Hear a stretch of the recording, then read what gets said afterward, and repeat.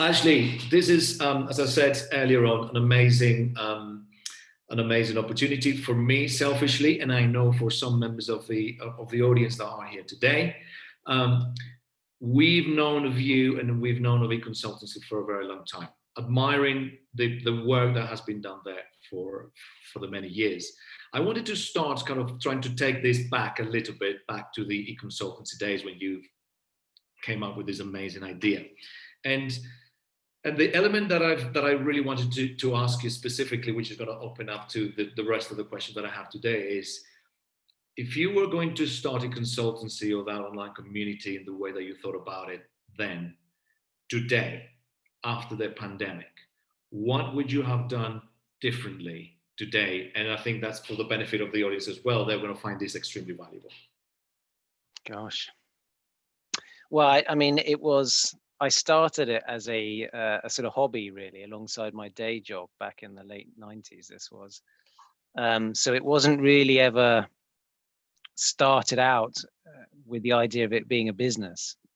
It was actually 3 years after launching it that it became a business. And even then I just had 2 angel investors. So it was really very small, and it grew actually quite slowly, over time. So I think it's one of those, that's kind of that phrase that, most overnight successes are 10 years in the making or something like that. But so it took a while to grow. You didn't have any kind of, venture capital or anything like that. So looking at that now, you'd say that was sort of bootstrapped really kind of over time and built slowly, organically over time. And I think that was fine then, because actually what we were doing was so new and so early that we didn't really have any competition. If I was doing it again now, then obviously digital and the various digital media are much more mainstream. I think there's more competition, more noise. So I'd probably, as kind of I'm doing with Guild, I guess, want to do it slightly bigger, slightly faster, slightly more global. And of course, the part of the point of Guild is it's mobile first. So, with e-consultancy, mobile basically didn't exist. Social media didn't exist in the kind of mid to late 90s. So again, the sort of tactics and tools, I suppose, that I would use, and the kind of financial gearing, I think would be different. But a lot of the, I suppose, the sort of approach and the ethos, and obviously we'll talk more about kind of building communities, I don't think would really be that different. A lot of the, I don't know, philosophy or the motivations, a lot of talk about purpose and values and things now, mission statements would be quite similar. Just this sort of the tactics might be, and tools might be a bit different. Okay, so Ashley, so you were talking about, so you started, as you said, slow and it kind of what started to build. So did you have any basis of, in terms of an audience, or do you have anything that's, because many people, and again, taking into account the answer on the post, many of the audience right now are looking at building and growing it. So did you start very, very small and start building it? And again, at the time, no digital, no nothing. How did you start building that audience at that point in time? Yeah, I mean, we had, it was pre-social media, so as in pre-LinkedIn and Twitter and things like that. We're focusing on B2B, professional rather than consumer here. But there were web forums, bulletin boards, discussion forums, and there were email lists. And the very origins of the internet, really, after its military incarnation, were, academic, largely communities sharing information. So it sort of started really with communities. But I think the thing was that, and I still think this is quite an interesting point, is that I think some people, they like big numbers, or success equals big numbers, so it's lots of followers and lots of members, and I've got 14,612 people in my LinkedIn group. Isn't that great? And I've never really bought into that. I mean, and specifically again, talking about B2B, where usually it's about value rather than volume. It's about quality rather than quantity. In most industries, there's actually a fairly small number of very influential, more powerful people, and there is a sort of structure and a hierarchy. So if you can start with quality and not kind of chase numbers too quickly, and if you maintain quality, it feels a bit slow and kind of painful, but I think that's the way to do it, because it keeps quality, and then quality kind of attracts quality, and good quality polices itself better and things. So I guess in that sense, it starts to, and if it's good, it starts to spread organically as well, and then good people are happy then to refer or recommend their friends, because they know that it's a quality space and it's worthwhile and valuable. So I think that this is people worry sometimes too much maybe about their communities or groups being too small, whereas I would worry about the quality rather than the quantity. So with e-consultancy, I mean, I was working in an agency, I had some contacts and some clients, but it started off, very small, but highly engaged. And we used to meet up actually as well, just in pubs and things. So it was not just digital, it was physical as well. And, particularly then, it was like a sort of underground weirdo movement, digital at that time. And I think, again, strong communities are often formed in adversity, or where they feel that they need to defend themselves against something. So, or they got some strange thing that they feel a kinship around, but which other people maybe think is a bit unusual. So and that was true of digital in the late 90s. Obviously now it's not the case.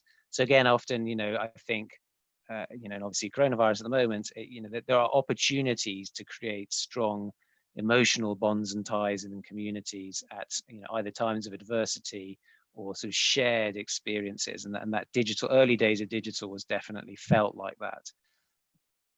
I think that's kind of, you're touching upon a very, very big question that people in the industry, and I'm talking about industry, B2B, media and events, which represents the majority of the audience that we have here. We have about 40% media, 40% events, and the rest will be B2B organizations, which is, okay, I have my event, I run my event, whatever size that is, or my portfolio events that is. And they always think about the size. And I just want to kind of to delve a little bit more into that, the size, the niche versus big. We could see back in the day, and some of the organizations that have kind of these big communities, someone that I admire, SIFT Group, has amazing communities from a very long time, IQPC, you guys and everything. And I guess we don't really know how it all started, but our view as audiences that they're big, they have 9, 10, 20, e-consultancy grew to 200,000 at some point. So right now, everyone is always thinking, okay, what is the right size, big or small? And everyone thinks that they should be big. So what is your view? And essentially, you are running you're an expert in communities, and you're running a tool that runs communities, right? So you have a little bit of context. So what is the best size? What is the best group? And if you need to kind of to bring up any of the graphics, please give me a nudge. But what makes sense? Is it better big or small? Well, I mean, the easy answer is it does depend a little bit. I mean, and again, I think in B2C it is different, because you can have very large communities where everyone's sort of, like GIFGAF and things, customer support type communities can work quite well.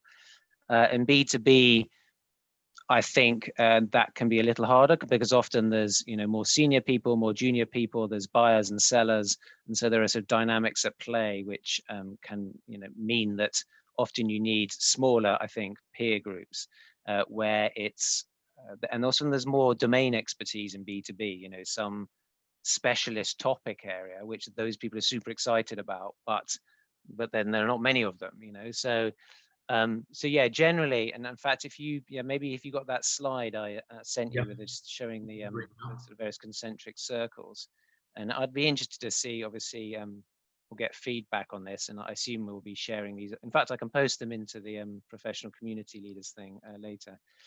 Yeah, that's the one. That's it. Yeah, there. So, because we get asked this quite a lot, and it's something we think about for Guild as well, which obviously is mobile, and I don't think you want to be in the equivalent of a WhatsApp group with 14,000 people. It's quite an intimate, personal experience, so it probably shouldn't be too big. But we have a guy, Professor Robin Dunbar, who's on our advisory board, and he's famous for the Dunbar number, which is about 150, which is the maximum number of people any human can really know. It's a limitation of our brain, and that's not changing very quickly. So if you kind of map that, there's a link there. We did a post about sort of professional networking, but I think it applies to communities too, where you have these kind of it actually goes up in multiples of sort of 5 actually, and this is based on this is science, evolutionary anthropology, and how human networks work and form, and tribes, how they've worked through history, and Amish communities, army units, they all break down into certain quite predictable patterns actually. So I would say that 3 to 5 people, 5 to 15, very hard to make a B2B community out of that because it's too small. That's a kind of individual experience. We find that the groups, networks, and communities in B2B tend to be between 15 and 1500, which might sound like quite a big range, and different sorts of community suit different use cases within that.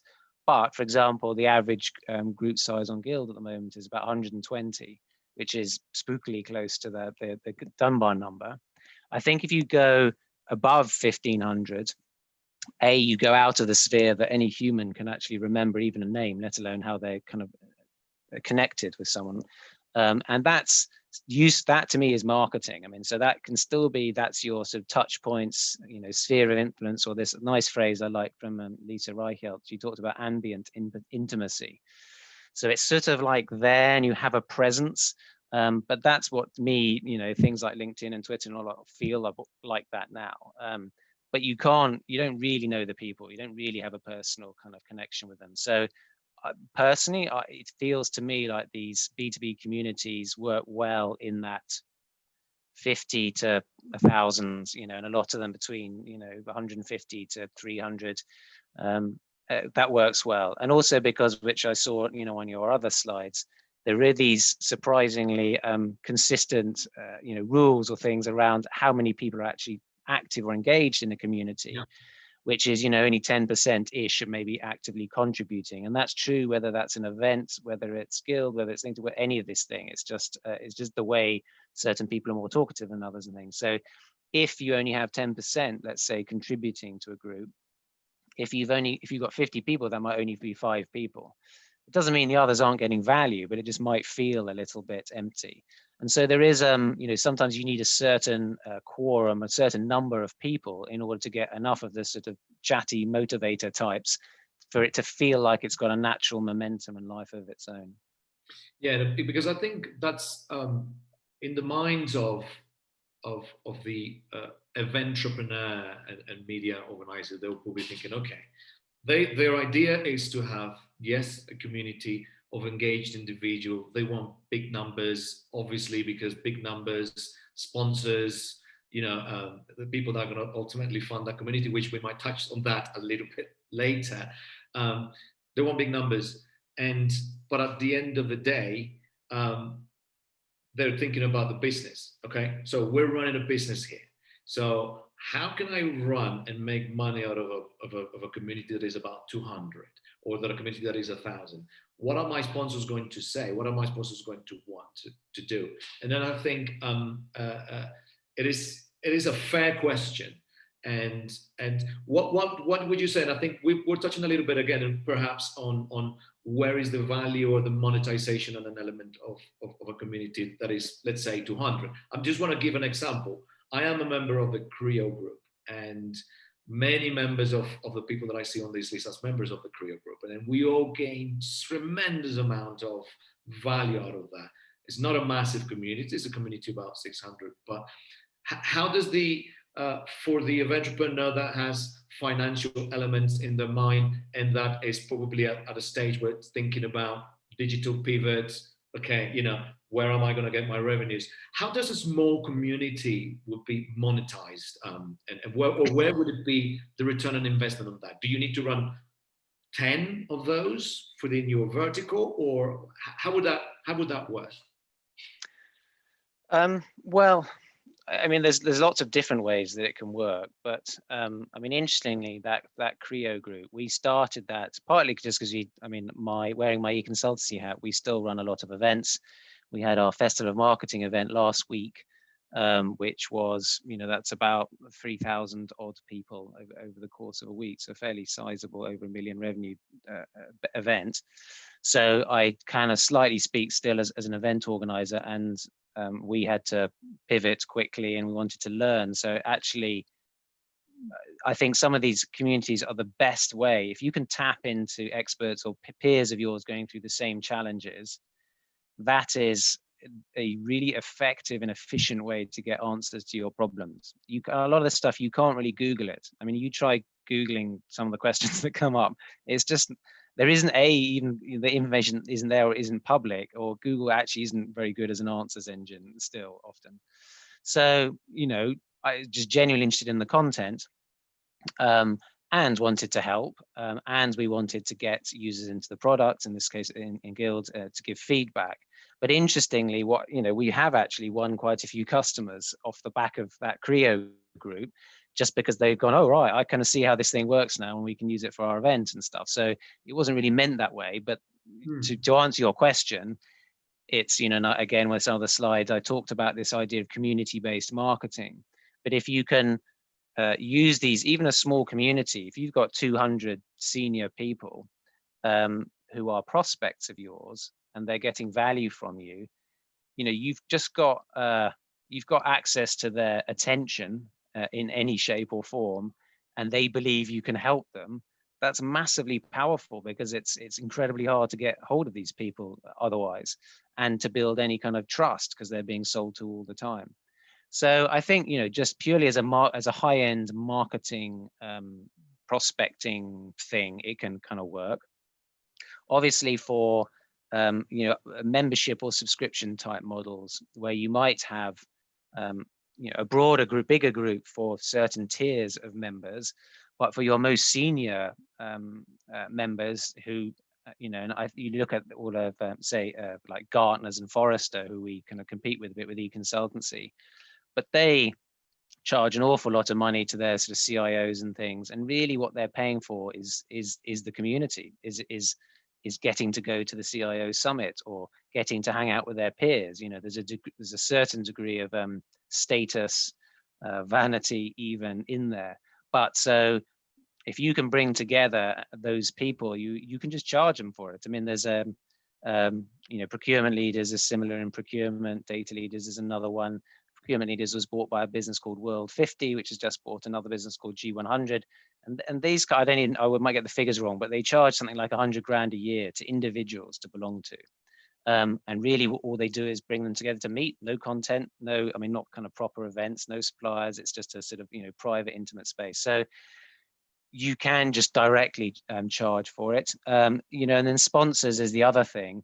I mean, I don't think in terms of, there are some sponsors who they sell like enterprise software, if you take an example, where the sale value or the lifetime value of a customer is hundreds of thousands, if not millions or tens of millions. Mm-hmm. So they can, like Salesforce is a customer of ours, for example, they can afford to spend an awful lot on really, really looking after prospects, even flying them to Dreamforce and putting them up for a week. And, it's, and so again, that kind of, if you have a sponsor who understands that game and isn't, yes, they want sales, but it's not like a mass market. It's not a mass thing. It's a highly experiential, high touch kind of experience.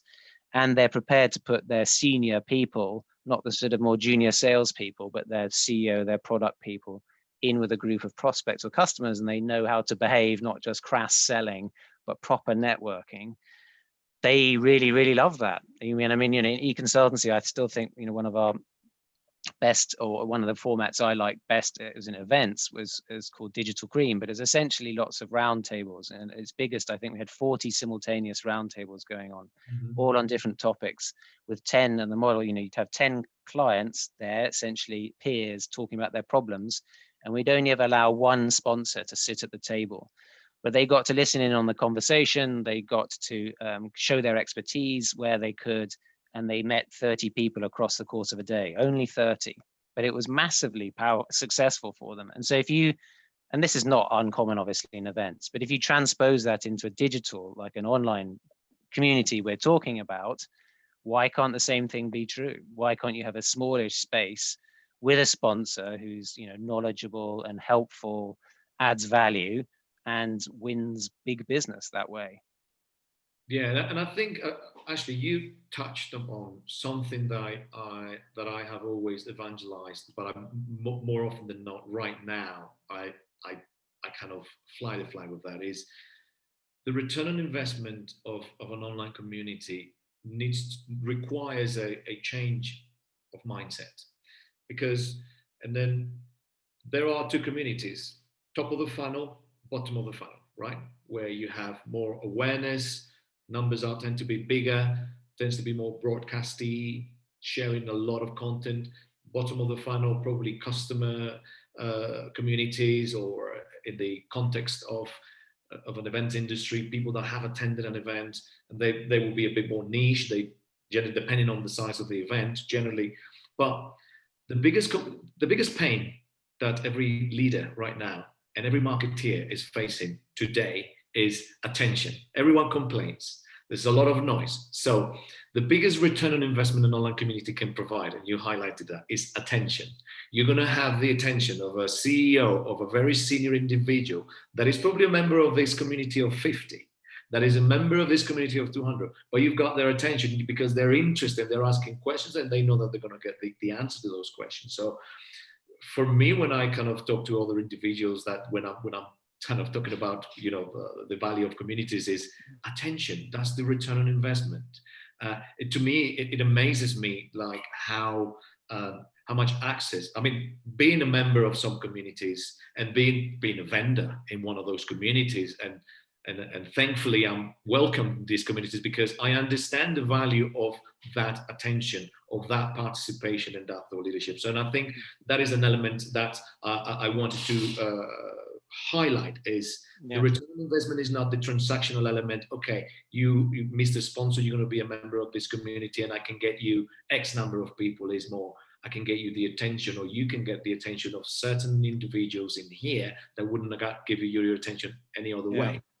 I think, well, just to add to that, you're right, the attention, but even more powerful than that, I think in the strongest communities, you have their goodwill, you have their, like, reciprocity is a massive thing. So if they feel that they're getting value, they receive value, they're much more likely to want to give value. So not only will you have their attention, but they'll want to help. So, and that might even be by becoming a customer, or by helping, or, you know, I have, where again, with the sponsor model, where you've got the kind of buy side or client side in a great community. I've seen this with the consultancy, and seeing it in Guild a bit, where they will contact the sponsor knowing full well, because these senior people are smart enough, they know how the game plays, in order to help you out almost, and go, okay, look, I'll get in contact with them, because they care fundamentally. I mean, this is the thing about community. In any local community, you will need people not just to pay attention, but to care. And that, you know, means building trust. It means, say, building goodwill. It takes time, but that's immensely powerful. So that then, if you ask, oh, is anyone, you know, want to do our survey or take part in our research, or we're looking for an awards judge, or we're looking for some keynote speakers, can you suggest? There's a million and one things. They actually put the time in to give you an answer, because you've given them value via the community. So I think, so yeah, you're building a kind of a well of goodwill, and, you know, and it is a give and take thing. You can't just take all the time, and you can't give all the time, otherwise you wouldn't get any return on investment back. But I think people have a strange sense of that kind of give and take a bit. Yeah, and then I just wanted to. There are so many things in my head, and then, like, the ways in this conversation go, and then we slightly touched upon, and I just, for the benefit of the audience that are here, I just wanted to make sure that there is a clear understanding. There's a community at the top of the funnel, and there's a community that's awareness. And pretty much what we have been seeing over the last 10 years, where there's a lot of articles, content, thought leadership, is probably almost one directional. And but now the big mega trend big mega trend, and correct me if I'm kind of talking nonsense, is around smaller niche, again, to all those kind of smaller and more intimate, because to share for those of you that don't know that, this particular slide about the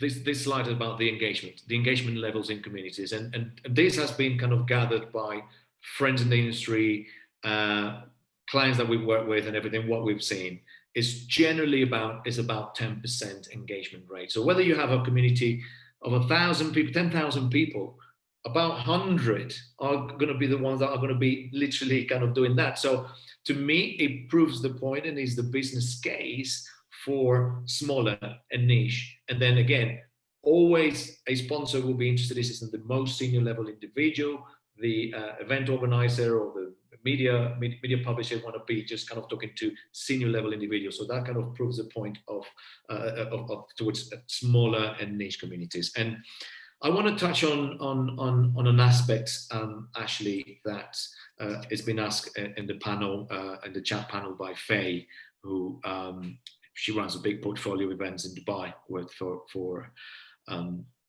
DMG, which is how, let's just suppose we now have our community, and big mistake that everyone makes. Let's set up a community. Let's get the technology. Let's get everything up.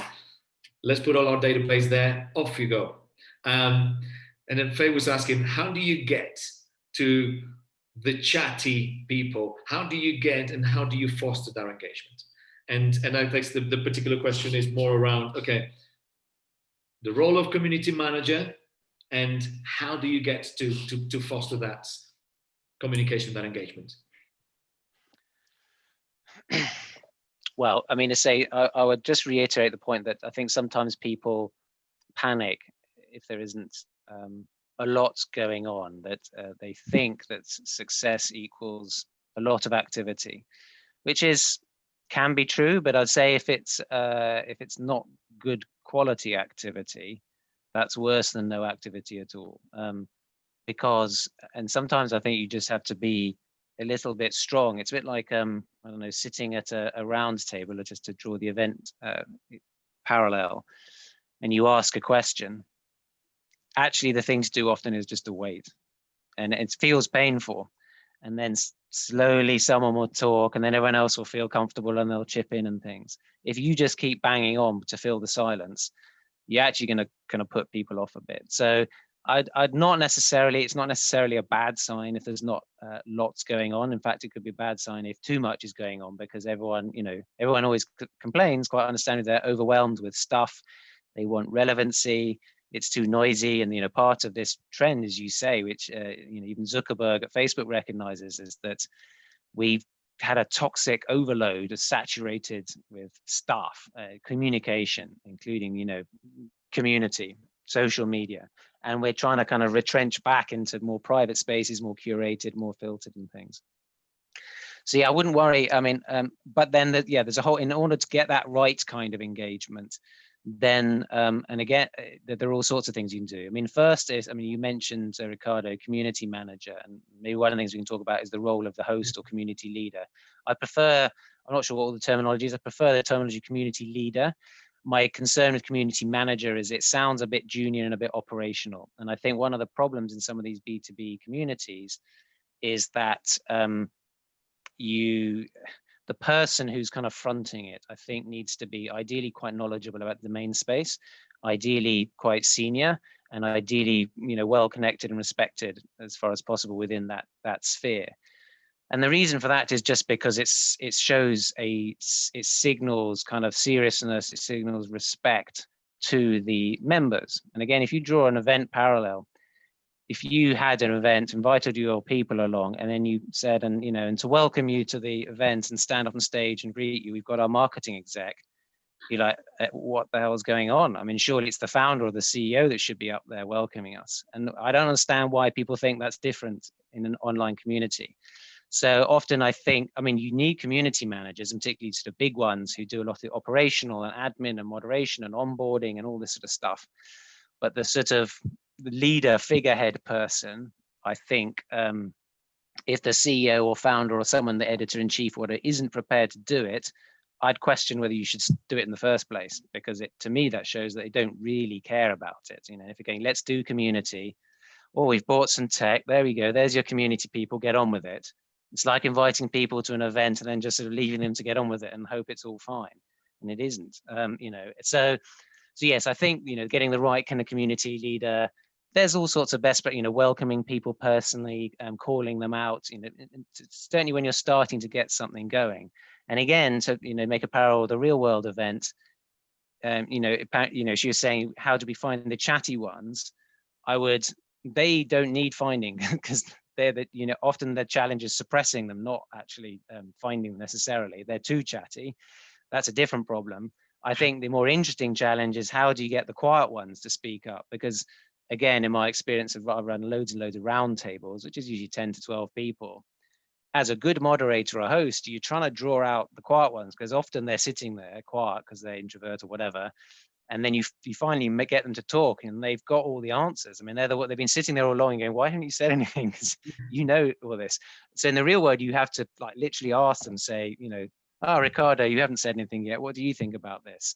And the similar in the digital world, you know, sometimes you have to, whether it's direct message, you email, you phone them, what you say, like, I know that you know a lot about this subject and you're not saying anything. Do you mind contributing? Or, you know, so it does, you know, it takes a bit of work and a bit of kind of prodding, but then to get it going. But then hopefully, say, people start to go, oh, okay, this is good, and I can chip in, and it makes me feel good, and I can contribute, and I'm getting something out. And it kind of, you get that feeling where it's just feels like a supportive and valuable community.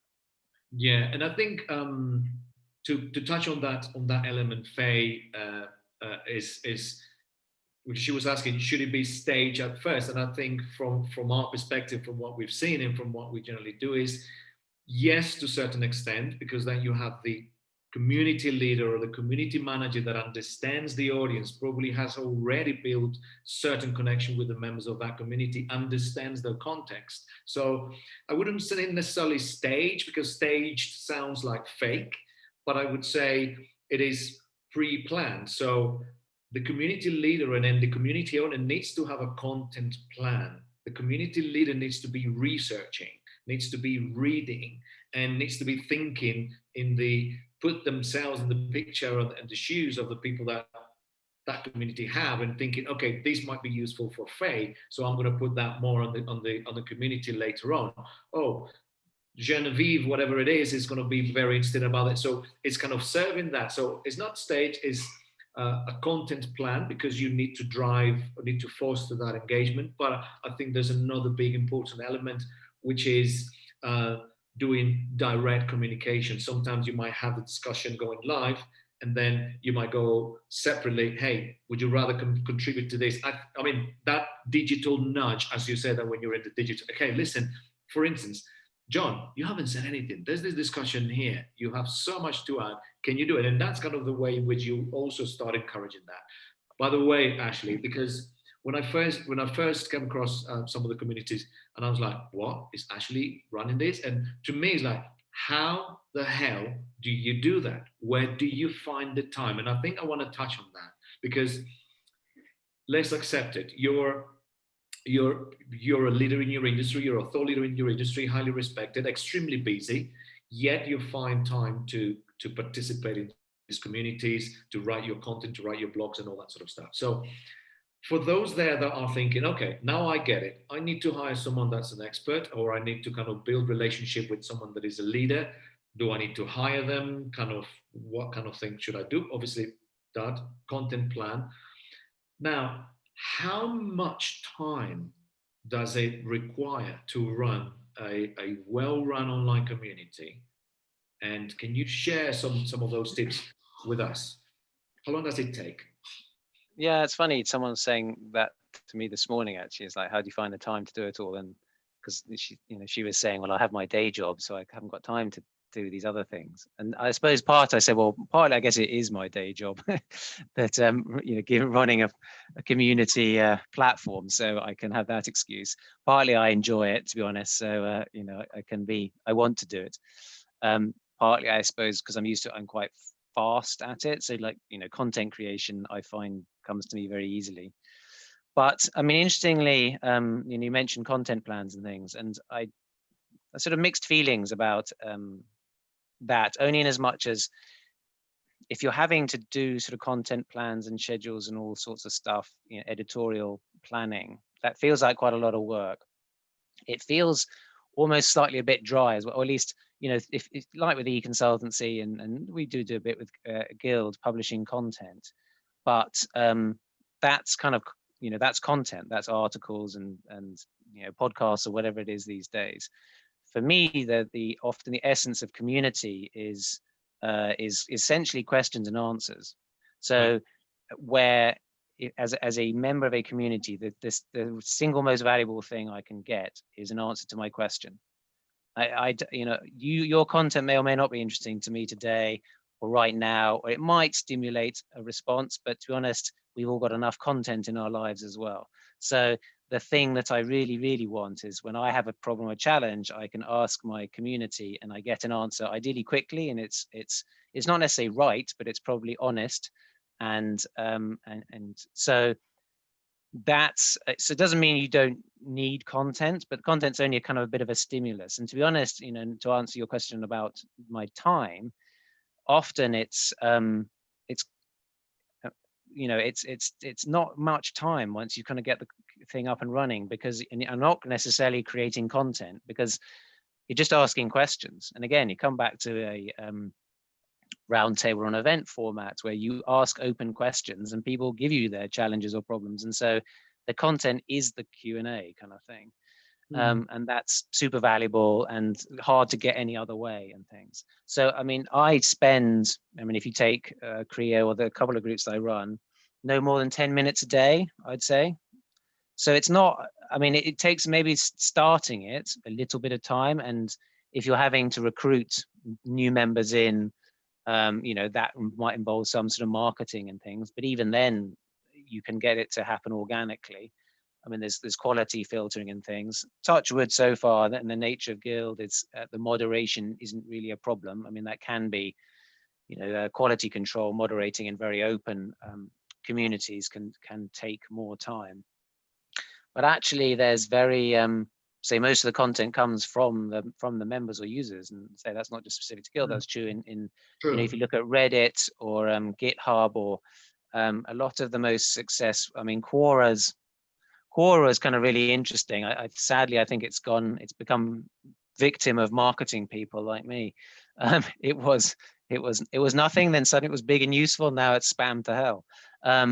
But and LinkedIn, I think, quite a lot as well. It's a marketing platform, really. But yes, so I don't think it is a huge amount of time. But, and again, comes down to quality. And also, I think, your point,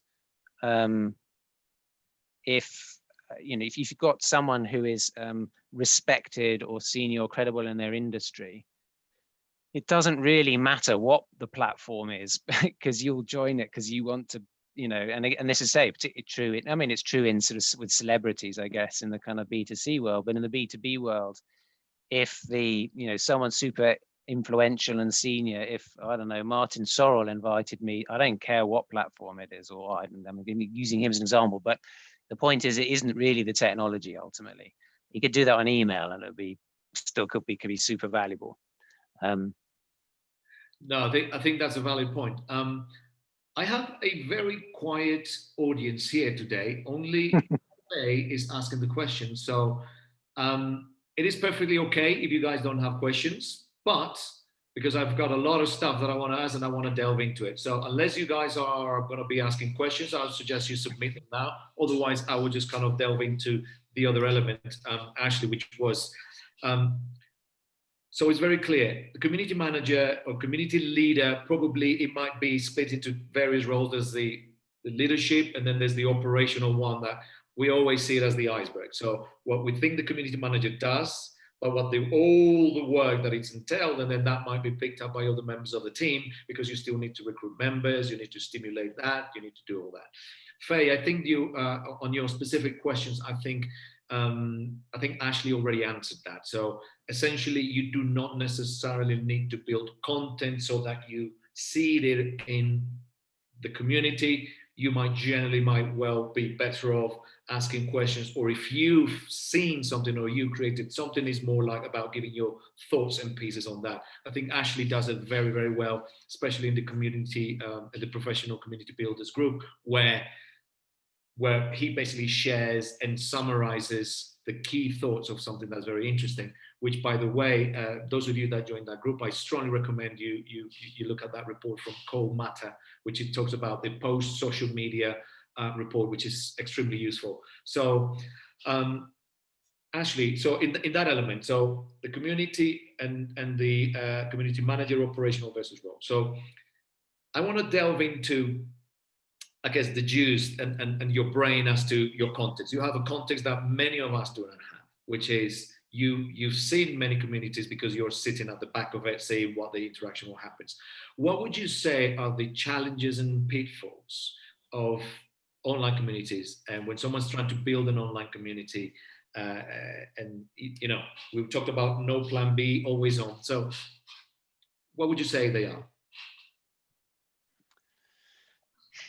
I think, well, we've talked a bit about the sort of community leader role, or essentially and again, we were talking about B2B really, sometimes the brand, but more than that, usually the individual who's inviting you in or is hosting it, because it is really important that that person is, credible, authoritative, interesting, connected enough, or whatever, that that people that want to join it and want and care about contributing kind of good quality. So that's one thing, that kind of the sort of figurehead, or the person or people who are involved in it. And again, if you go back, I'll go back to events. It's pretty rare that I've gone to an event because of the venue.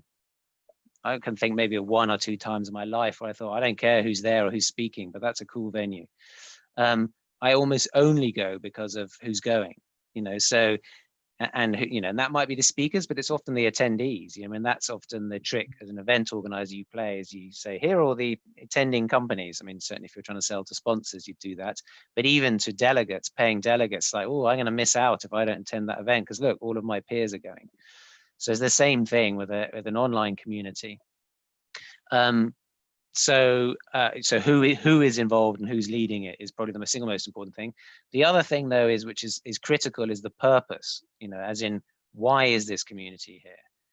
And you kind of really need to define that, and you need to communicate it to the members or prospective members, and you need to try and stick to it, or change it and tell people you're changing it, because too often you see things, people go, oh, we've set up a community for you and you can talk amongst yourselves maybe, or network. Like, yeah, but what about, or to what end? What's the purpose or point in this? And you are, as part of that, often you need kind of guidelines, or a charter, rules, whatever it is for your community, where you set expectations around, behavior as well. So you say, this is who's running it and who the kind of people in it. This is the point of it. This is what we expect in terms of behavior. Like you can't headhunt or sell, or you can, or whatever it is. So you need to be quite strong really in those things. And it's about managing expectations, and people respond to that. I think they quite like it. And even, and to be honest, I don't do this as quite as much as I preach, but I think you should prune out inactive members. I mean, you might tell them, like, unless you engage, or, you don't seem to be active, we'll just remove you. So you're constantly kind of culling. It's not the right word ideally, or it's not always pruning, but cleansing. No, I can't think of the right word. But one of the best communities I'm in is a group called Founders, Founders without the E, and it's for entrepreneurs. And it's a free, there's some paid thing, but it's free, but they get all of this stuff so right. And part of the condition of ongoing membership is that you have to fill in quite an extensive survey every year. If you don't do it, you get kicked out, and that, so that's the deal. So, and actually you can even do that with paying customers, I say, as long as, clear purpose, clear rules, clarity around who's in charge and who's in it, I think are all really important. Then obviously the sort of the technology and the experience is important. You know, and wearing my guild hat, I'm sure I'd sell it more. But you know, the truth is you can, and I've seen really effective, strong communities work on all sorts of different media and platforms. Mm-hmm. And I think just wanted to also touch upon on that, which we talked about it previously, is that there needs to be an element of commitment and seriousness of the whole thing. So, and there's two things that I wanted to highlight, and probably you might want to add to it, is that an online community is always on. Number two is that you need to really dedicate the time, the resource to make it work. And it's not a short-term gain, it's probably more of a mid-term gain, and then you need to have a big clarity on that. So anything you want to add on that, Ashley? Yeah, I mean, again, because it's back to that question about the amount of time or effort. And we say, you know, I've seen this, that it's about, it's sort of consistent, it's small but often. So consistency is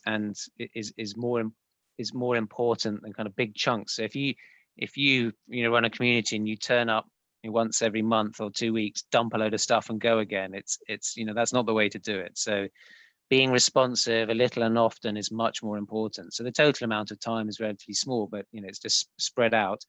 And the other thing is I suppose persistency.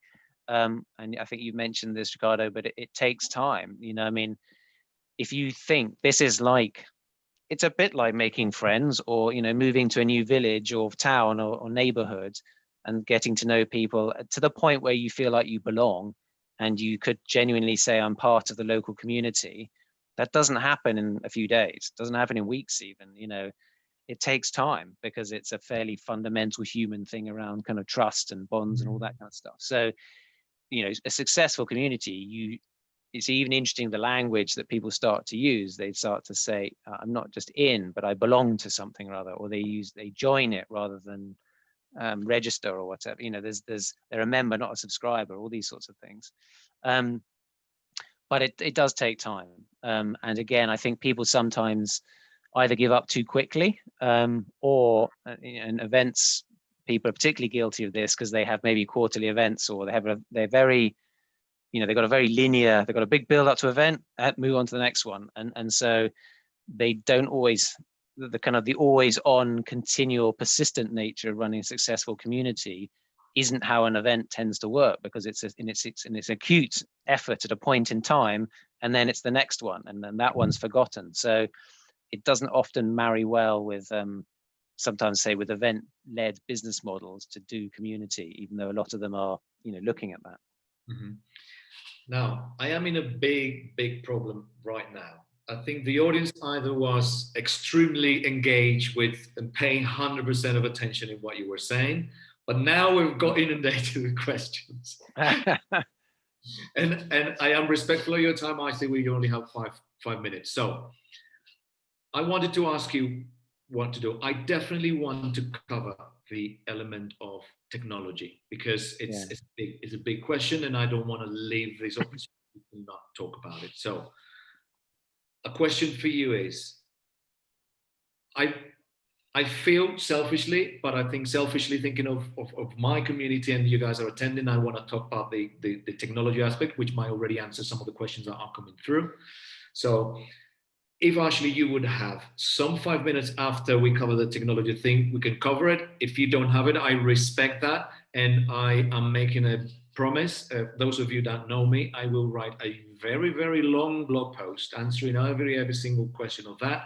But we're going to cover and make a personal commitment, with Ashley's permission, to basically address every single question within the personal community, because I think that's the whole sense. Those that didn't attend this session today, they will benefit from that. Those that belong to the group that didn't attend today will benefit from those answers. So if it's okay, Ashley, we'll take 5 minutes after just to pick one of those. And if I can manage to read, because I'm so kind of focused on your answers, and I'm sure that you as the audience forgive me for that.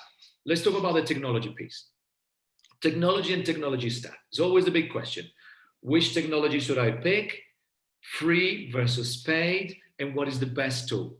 Outside Guild, of course, but it is it's not because of you here, but I have to say Guild is a very, very strong platform for the use that I've been doing it and from the benefit that I've been getting it. But what about the technology? Best technology, what to pick, how to go about it? Yeah, it's tricky. I mean, I think we should acknowledge that this isn't easy. But particularly now, of course, with accelerated digital transformation due to coronavirus, all businesses are to some degree technology businesses now, and you need to get used to digital and data. And obviously, event businesses have had to pivot to virtual events, and so a lot of the Creo group, it's talking about the different platforms and the different options. And not only is that sort of new and confusing, but the events. Well, so you take event tech platforms, they themselves are changing every week. A lot of them are raising loads of money. They promise things, they are building things, they're buying things. They're asking themselves, well, should we stick to virtual events or should we grow into a full membership platform? Should we add on e-learning? Because people are looking at e-courses and e-learning. Meanwhile, those platforms are doing the reverse and going, hang on a sec, virtual events is growing, let's add on an event tech module. And in between, there's the poor old event organizer client going, where on earth do I go with all this? And it's, there isn't necessarily a definite answer. Having agile ways of working means it's easier to change. And if you're smart with your data, you make it more portable. You can, change platforms a bit more easily than you could in the past. And you can use APIs to kind of smartly wire things up. I mean, ideally, you need a good technical, agency or support like you guys, or smart internal tech and data people. But there is, I don't know if you want to bring up that slide I sent with you, and this is almost a sort of thought piece, and I'd be interested to get feedback from the listeners on this, because I don't think there's a definitive answer, but this one, okay. So I was thinking through here, all the component pieces. So like if you were doing community, or more than that, if you had a lot of businesses looking at membership or subscription type models at the moment, because it can be purely digital because it's a recurring revenue stream, unlike events or lots of parts of events. So I was just here thinking, what could the component parts of a tech stack for a membership or subscription model be? And at kind of the bottom, you got CRM, and that might be part of that core member platform, and it could even be separate. Like I know, obviously, you guys do a lot with HubSpot and the Salesforce and things. Sometimes you might want the core CRM to be separate, actually, to the membership platform. But in a typical kind of member platform, you've got all of those other things. You've got member access management, payments, directory, content management, largely speaking. Then you've got along the top there, event tech, community tech, which is where Guild would sit, ed tech, and what I've called custom tech. So a custom tech is just like bespoke apps and things that you might build. Ed tech is all the e-learning, e-courses, accreditation, community, things like Guild. Event tech, obviously, things like Zoom and Hopin and whatnot. And so the architectural question, I think, which is important to think through, is based on your business model and your budgets and your roadmap and all sorts of stuff. How are you going to wire this stuff up? And should you believe that there's an all-in-one platform that can do all of this for you? Because I'm telling you, there isn't. There isn't even one for event tech, let alone all of this other stuff. But you might go, well, this platform does enough of events that it kind of suits what we do. Or for event-led business, it's got to be really strong in event tech, and then we can wire up a WordPress site or something to do enough of the content. But I suppose again, from a Guild point of view, and why I put community tech separately, a lot of these membership platforms would argue that we do community, and they do, but they just do it badly. Just like ed tech, they'll go, yeah, we've got an e-courses module, and you go, you have, but it's not as good as Learnably or whatever other ed tech. And same, we talked about events. Not many of these platforms do event tech really well, and we've seen even how hard that is, and Zoom's done incredibly well, obviously. So yeah, I'd be really interested in feedback, and obviously, Ricardo, your thoughts on this. And I say it is difficult, and it's fast changing and fast moving, and even these platforms are extending themselves up and across and down this stack. But I'd say these, I mean, interested to know if there are any elements people think are missing from this. But to me, these are the kind of component parts architecturally that you're having to play with, and what you're having to decide is, you know, which pieces are separate, and if they're separate, how important is it that they are integrated via single sign-on, APIs, batch processing, blah blah blah, or not, or does it not matter? Yeah, I wanted to add on to the technology element is that what I clearly see, certainly the way that I advise people that I work with or I have conversations with, is that there's it's kind of two sides of things. So generally, what I've seen is that when you're having a community that is top of the funnel, awareness community, etc., generally you will have access to a lot of free tools, the LinkedIn, you know, all that, Facebooks and all that sort of stuff, which allows you to spend a lot of money to try to get attention, but that has its downside. But I think and that goes back to having clarity as to what the purpose of your community is, or what do you really want to serve. So but generally I would say, I mean, I'm overly generalizing, not understanding context of organizations, but I say top of the funnel is generally you can benefit a lot from whatever is free, because it gets you basically, you at a flick of a button, you're on, right? There are, when you have bottom of the funnel customer communities, or communities that start to be built around an event or post event for the peer-to-peer communications, then you benefit more for what I call the owned community, and that's where the technology that is available, you know, the Zapnitos, the guilds, the, you know, lots of other tools that exist out there that also have a free model that allows organizations to start growing. And then as you progress and as you grow, you could start. So almost you have almost like a quick switch on that. The benefit of having an owned, to me, an owned tool, or where you have 100% control of the community, is that you can plug in that either your CRM, as you highlighted. And I think more so when companies decide to go for owned communities and what tech, rather than a full stack of functionality within the same tech, I would say more is, how does this piece of technology interoperate or integrates with what I have? Yeah, because you have a tech stack already, generally on the basis of a CRM predominantly, or a marketing automation platform. The ideal scenario is that you plug stuff in. Why? Because now the new tendency is that your sponsors, in terms of monetizing, you're going to be talking about the context. Okay, Ashley attended this event, came to these 5 webinars for more than 50 minutes, but also these are the discussions that he's been participating in, and we can derive that there is a level of interest from his side on certain things. Without that API integration, and how does that relate, that you have nothing to sell. Because, and I see many people in the question panel talking about the monetization. So that will be my part.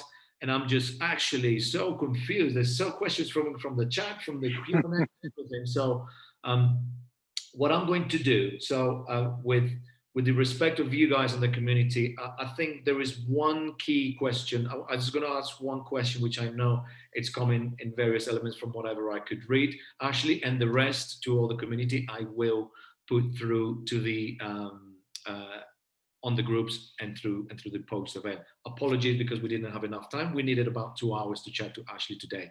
So Ashley, where there's certainly people from events where, and then I think I'm just going to try to articulate this in a succinct way. So over the last 10 years, there has been certain progress. What are the learnings in terms of what you already know built over the last 10 years on instead of how not to do things, what would be your learnings and in terms of the monetization, and how that in the mind of an event organizer, the skills and what's missing, what is the missing link between an event organizer shifting into online community, how that can be, what can be learned, because it seems that you've done that kind of transition, and then you're seeing companies that are managing this transition pretty efficiently. I don't know if that made any sense at all. Well, I don't. Yeah, I mean, I'm not. The broad principles haven't changed only in as far as human psychology and brains haven't changed. You know, we're not any different than we were hundreds of thousands of years ago. You know, in the fight and flight and trust mechanisms and stuff. So I don't. You know, community itself is not any different. I mean, there's obviously new channels like digital and mobile and things, and social media have come up, but they still operate based on, you know, human emotions. If you've seen, you know, the Social Dilemma, they engineer and play on human psychology very, very cleverly. But so I think the interesting thing with, but even you have a parallel with print. You know, I remember when eConsulting was acquired by Centaur, eConsulting had always been sort of always on digital, social, 24/7, and we didn't do print. And then whereas Marketing Week, which is a sister brand of ours, then had a weekly magazine, and the whole operating rhythm of the business, and it was sort of, you know, going towards press day, and that this thing had to physically be printed and had to be sent out. There's no plan B really. It has to happen that way. And events are a bit like that, where there's a point in time, even if whether it's virtual or physical, where this thing is happening. I mean, unless it actually kind of gets cancelled. And so the gearing around that, the operational kind of rhythms around this big surge of activity, and then on to the next thing. And so it's just not, and even you know, it's a generalization, but the kind of people I suspect who are really good at events and thrive on events, love maybe that buzz and excitement of bringing together, and then they want to move on to the next thing. Whereas, you know, the community people often actually, I would say, are more likely to be more introverted, you know, more, it's a bit more, in the same way you got a difference in editorial people between an analyst and a news hound journalist. You know, they're both editorial, but they're very different in the way that they, you know, one wants to write a great in-depth report and not be disturbed in their ivory tower. One's out there, you know, hustling for the news story. It's both content, but they're different kinds of people. So I think the challenge with events is that, you know, we worked a lot with UBM, now part of Informa, obviously, and they were an amazing events, still are an amazing events machine, but they always talked, and I remember talking to them a lot about, well, we want to do content and community, but they just really struggle to do it. And I think in the end, they sort of seem to have said, apart from some parts of the business, actually, no, we're just going to do events, and that's fine. They do events well. But if you're going to do community or content in that form, it's a slightly different way of being and a different kind of mindset and things. And so if it's not in your, and you kind of need that in the leadership's DNA, I think. So I think that the danger here is if you're a brilliant events person, you think, I should be doing community, you've got to kind of care about it, probably, or somehow get this mindset, or not do it, you know, just saying, no, it's fine, you know, just stick to events. That's what you're good at. So yeah, it's a sort of mindset or a skill set or a way of being. And certainly for me, and I think for a lot of the sort of community things, they feel that community bit. And events, you know, with eConsulting, we started with the community, and then we went to paid content or membership and subscription. So some free, some paid. Then we went into events and then into training. So it was, and all of those things were just an extension of the community. Whereas if you're doing it the other way around, it's different, isn't it? I mean, you're coming at it from a, you know, events point of view, and then you've got to kind of create the community that's already kind of there, but you don't necessarily sort of own it or, you know, touch it year round, as it were. So yeah, it's just I suppose it's what people are passionate and good at, and I don't actually think that's really changed in the last 20, 30 years, or possibly ever, really. Yeah, and then just to close that thought is that, because for some entrepreneurs, it feels like a step back. If you notice, you started a community early, organically, it grew, then membership, then events. So someone that is a pure play events, big, large scale events, doing a community of smaller scale or something like that, it feels like a step back. And that's kind of why it's a bit difficult to, I guess, articulate or to see how does this whole thing fit. You're telling me about smaller, devoting time, spending time, money, resource in it and everything. So more so than that is a shift in mindset. And finally, the final thought to close on that is that for me personally, where I've seen the most successful online communities have always had its leader, the business owner behind them. So is the business owner moderating the sessions? Is the business owner talking to, fostering conversation? Is the business owner talking to the customer services, kind of the person that is not happy? That is kind of where I've seen where that belonging and that success kind of happens. So Ashley, I'm eternally grateful for the time. We could have had more time. I wish we would be physically having a beer and then kind of getting everyone in the in the room having a beer and having fostering the conversation, because this is I'm hoping that this session is now going to fuel deeper conversations in the group. Again, everybody, I'll invite you to join the group, and then I will personally answer every single question that with Ashley, and then thank you very much. Thank you very much for guys staying here an extra 10-12 minutes. Thank you, Ashley.